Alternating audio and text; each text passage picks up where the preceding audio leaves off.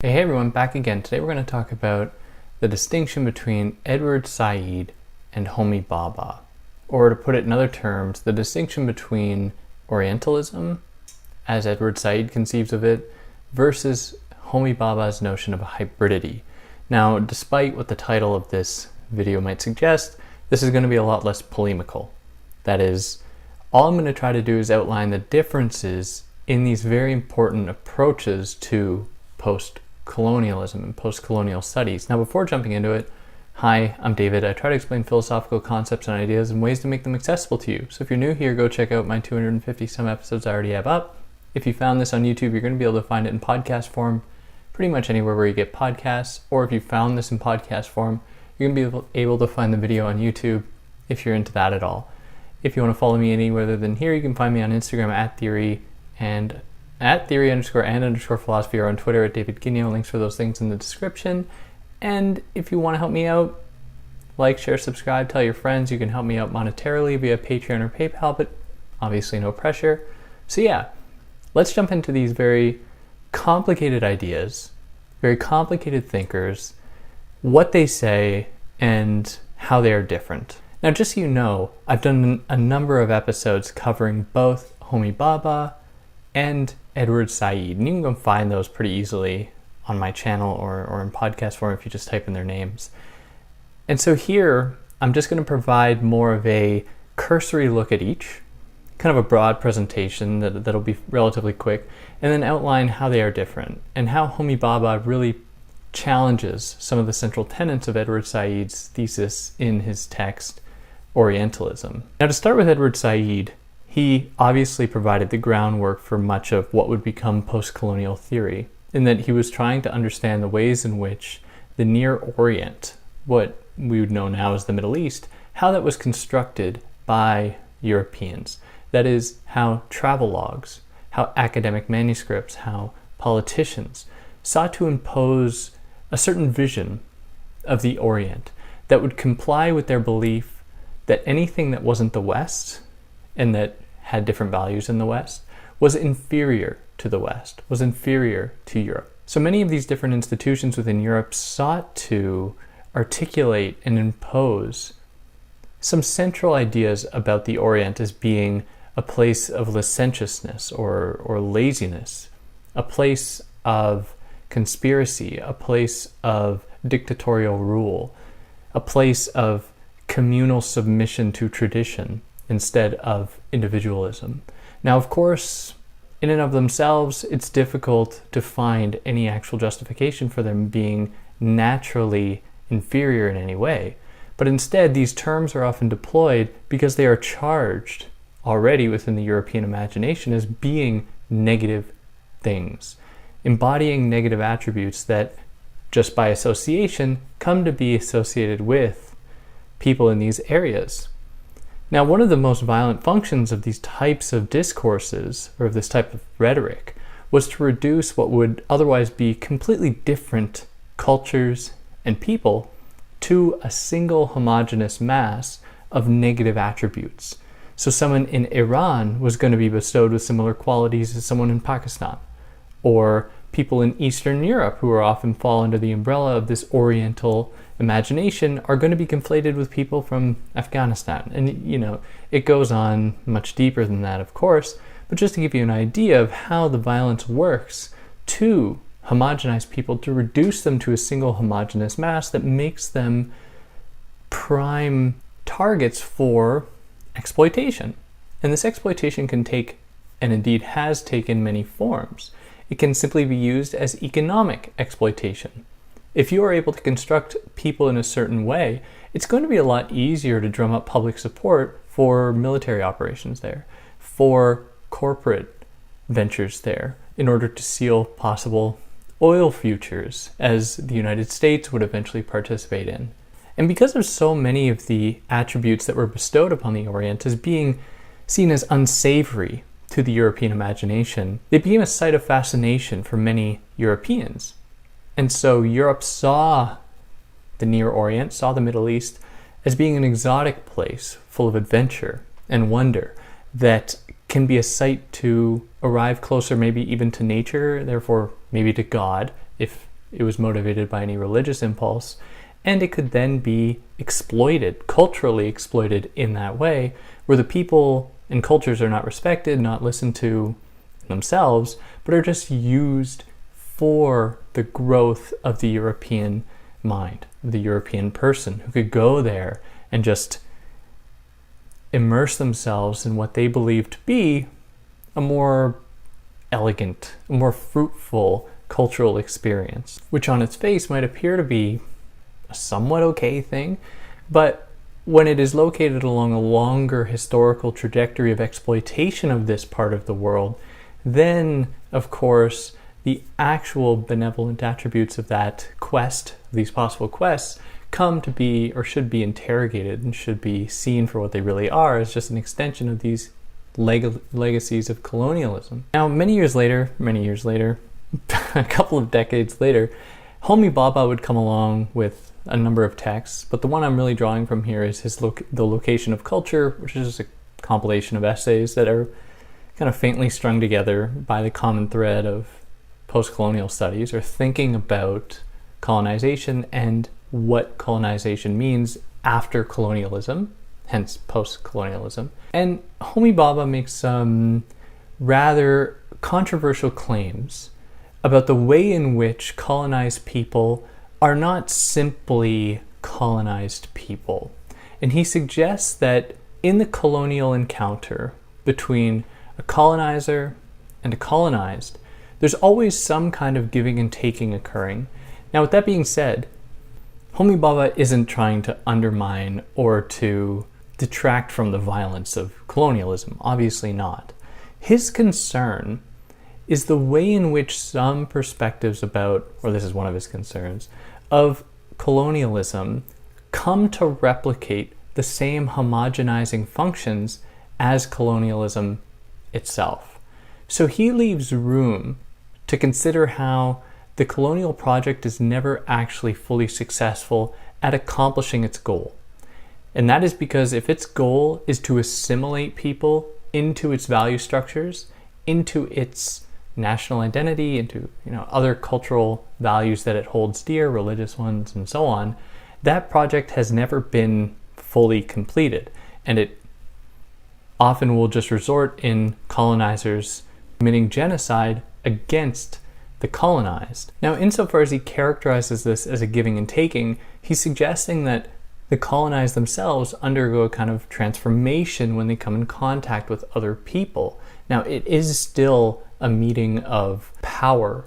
That is, it's still an effort to try to control a colonized people by the imposition of various administrative bodies, of the imposition of certain economic obligations, economic indebtedness to the metropole, to the colonial nation. But at the same time, Bhabha goes through many different examples of instances in which colonized people come to turn the eye of power back against the colonized by taking elements of the colonial culture, the colonizer's culture, like, for example, the Bible, and mutating it to fit their own goals. And he outlines many instances where these values that Europe holds dear were actually used to challenge European authority.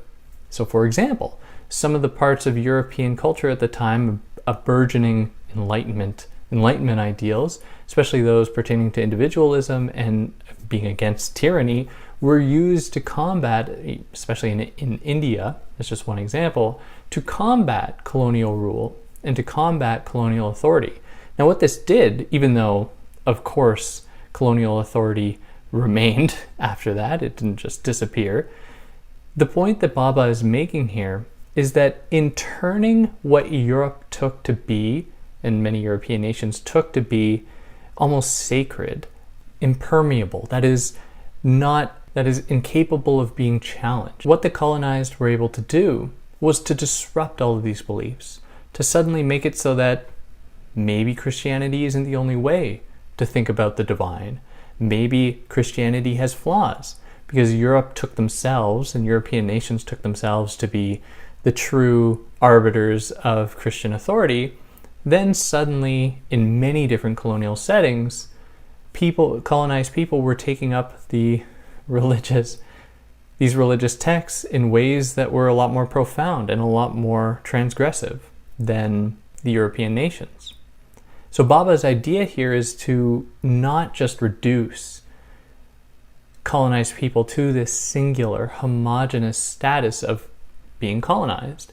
And we see a similar thesis presented in Paul Gilroy's The Black Atlantic, where there are efforts to try to understand the ways in which colonized people still engage in a kind of agency through colonialism. Because to say otherwise risks effacing the resiliency of these people in maintaining their culture and adopting new cultures. And so Bhabha, in kind of a Hegelian way, suggests that the colonized, by trying to impose a singular view of the colonizer, and they colonized try to embrace that themselves, to say that they are, the children of God, or to say that they are a perfect civilization and it's their duty to spread that perfect civilization everywhere else. In doing so, they actually undermine their own project, and they actually undermine their own potential as humans to always embrace growth, transformation, and change, which is something that is still open up to colonized people. And to just briefly expand on the Hegel comment, this relates to the Lord Bondsman idea, where the Lord is always closed off. They believe themselves to be fully complete, whereas the bondsman, by being able to work with the land, by being able to exist in the world, in order to have an ideal to live up to, is actually motivated to change, to adapt, and to become. Now again, this is only a cursory reading of Bhabha's text, and it isn't to say that Bhabha is saying that there was no colonial violence that occurred and that the effects of it were just totally, can simply be reduced to a kind of textual interaction between colonizers and the colonized. He's not suggesting that at all, nor is he saying there weren't real material effects in erasing colonized people's cultures. These are all very important things to maintain here and to understand that exist here. Now, as far as their differences go between Homi Bhabha and Edward Said, Bhabha is not satisfied with the way that Said reduces colonized people to the words imposed upon them by colonizers, by Europeans, through Orientalism. So Said makes of the colonial encounter one of pure domination, where Europe comes in, gives the colonized people, in this case the Middle East, the Near Orient, a face, and it's almost like there's no other way to think about that. Now this is problematic for Bhabha in two significant ways. It fails to understand the multiplicitous nature, the multiplicities that exist on either end of that spectrum, be it from the colonized or the colonizer. And it erases the ways in which these differently situated people in either setting are going to have different relationships with the other, where it's not so simple as to say that Britain, France, and other countries in Europe simply had this monolithic, homogeneous understanding of the Orient. They had very different ones. And Said goes through these. He's very clear that there were differences here, but he always brings it back to this very reductive notion of Orientalism that he just submits to or tries to understand as a latent Orientalism. The idea that there's just a hidden discriminatory essence within the European imagination against the Middle East, which surely is true. And it's important to leave room to acknowledge that, but at the same time, it is a way to gloss over the specific material existences between these two different sites and how they are not in themselves purely unitary sites. They are always up for change. They are always going to be mutated. They're always going to undergo transformations that are going to oppose any standardized belief about one or the other. Now, many times throughout Said's text, he says that it would be absurd to think of there being a field of study called Occidentalism. And the point that he makes there is that we do not see emerging within the Near Orient, the Middle East, a study of the West. And he uses this as evidence to say that there is an incongruency in the distribution of global power here, where Europe, because it has this thing called Orientalism, the study of the Orient, and the Orient does not have Occidentalism, the study of the West, then power is working in that direction, from Europe to the Orient. But by saying that, it reduces the very possibility for transgression to manifest itself. In other words, does there need to be specific academic Occidentalism departments to exist in order for resistance to occur? I would certainly hope the answer to that is no, because all that does is it filters the possibility of possible transgression through the lens, through the prism of European institutional structures, to say that the only way for resistance to occur is in these institutions, which is just to mirror the same colonial structure, to impose, in this case, the university upon these people as a site of possible resistance. Whereas Bhabha wants to look at the words of the colonized, looks at their literature, their artifacts, the ways that they interact with one another, how there are massive differences between somebody in Iran versus somebody in Afghanistan or in Eastern Europe, how a Romanian is going to interact with these kinds of discourses, how a Romanian is going to engage with a text like Bram Stoker's Dracula, which is very much an Orientalist text, and how their engagement with that text is in itself a type of resistance. Now, of course, I want to be totally clear, there are problems with Bhabha's thesis here.